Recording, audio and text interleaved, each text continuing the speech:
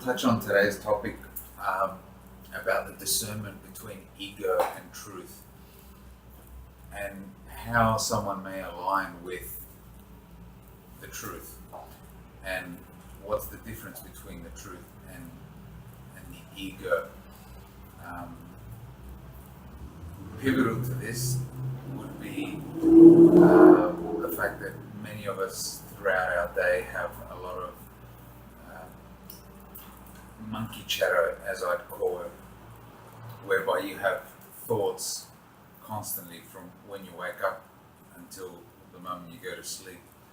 Um, you have voices, and what I wanted to talk about today is how one can discern which voices are coming from a place of truth, intuition, and which ones are coming from ego.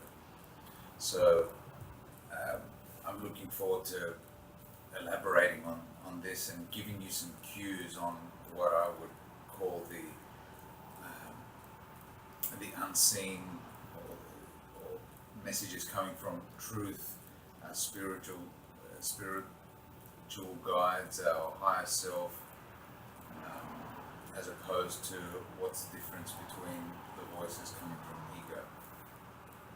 So what's helped me along my journey is I found that the voices that come from ego tend to be more doubtful, ones of fear, ones of negativity.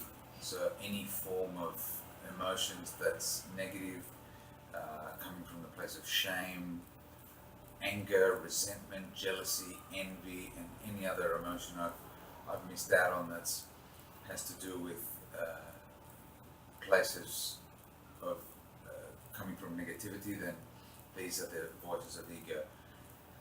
In contrast, when we get messages from truth, higher self, intuition, spirit guides, or higher realms, they tend to be from a place of love.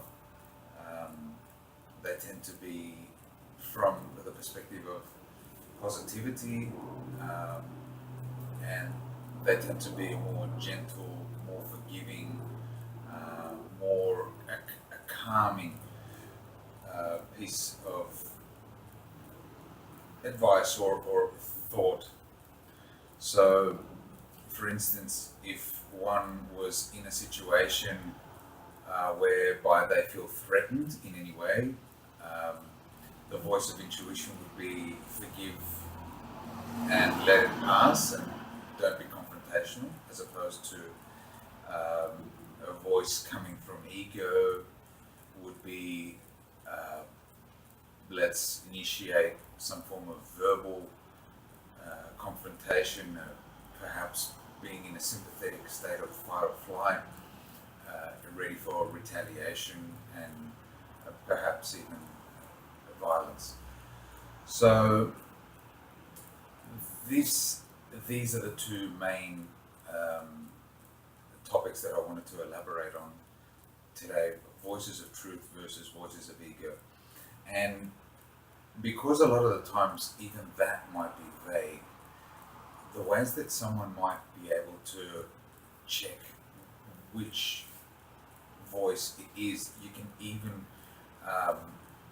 give yourself little tests to affirm and reinforce which of the voices it is. For instance, you can predict an outcome.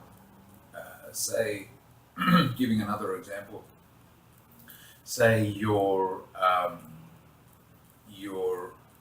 driving home and you predict, you have an inkling inside you that there might be someone at home, be it your wife, be it a visitor. You can ask yourself, okay, do I think that such and such is going to be home? And then if you get an answer, then you can second guess yourself by seeing the outcome and saying, okay, was that voice that advised me that that particular outcome is going to be present right?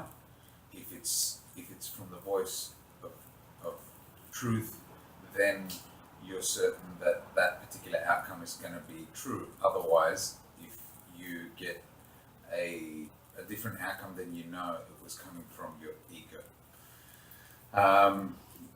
Then, secondarily, what one can do is cultivate feelings of intuition by grounding themselves, uh, meditating, and also using mantras to tell oneself and asking the question, where are these voices, or where are these thoughts, or where is this advice coming from?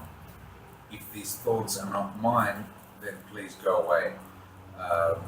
So one can continually, if they've got a continual bombardment of voices that's constantly cluttering their mind, they can then ask their higher self, or ask themselves, who are these voices coming from?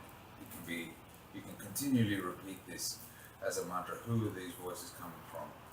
If not mine, please go away, and keep saying that until you empty your mind of all thought. So that way, the voices that are coming through are likely to be your voices of truth. So, with that being said, I hope you can put these ideas into practice, and furthermore, this is another extension towards what we are trying to cultivate as a discussion about unseen forces that work within our daily experience, where we can use them for a more fulfilling life experience. Thank you for watching, and until the next video.